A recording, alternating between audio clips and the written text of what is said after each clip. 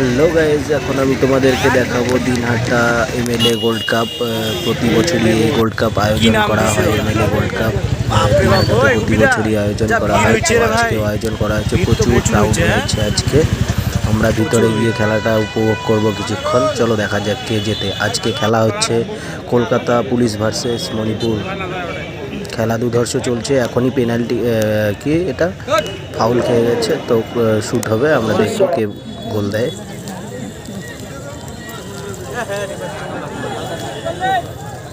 আমরা আসতে একটু লেট করে ফেলছি, তো আজকে খেলাকে জমে একদম ক্ষীর হয়ে গেছে। আমরা ওই মুহূর্তে এসে খেলা দেখতে বসেছি।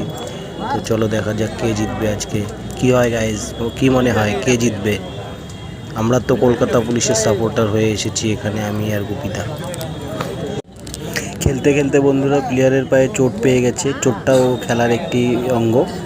প্রতি বছরের ন্যায় এই বছরও এই মাঠে সংহতি ময়দানে এই ফুটবল ম্যাচের আয়োজন করা হয়েছে, টুর্নামেন্ট। তো আগের আকর্ষণটা ছিল অন্যরকম, এখন একটু আকর্ষণটা বেশি হওয়ার কারণ হচ্ছে এখানে মহাশয় কমল গুহ স্মৃতি উদ্দেশ্যে স্টেডিয়ামটি তৈরি করা হয়েছে। তো কমল গুহ স্টেডিয়ামে আজকে প্রথম খেলায় প্রচুর ভিড় হয়েছে। প্রায় এটা মাঠ ঠাসাঠাসি ভিড়। চারিদিকে একটিও জায়গা নেই যেখানে দাঁড়িয়ে আমরা ফুটবল খেলা দেখব। এটা রেকর্ড ব্রেকিং ভিড় হয়েছে এবার সংহতি ময়দানে। তো আমরা খেলাটা এই জন্যই দেখতে এসেছি। এখানে প্রচুর লোক এসেছে, বাইরের থেকে এসেছে, আমাদের দিনহাটার লোকাল দর্শকও রয়েছে এখানে।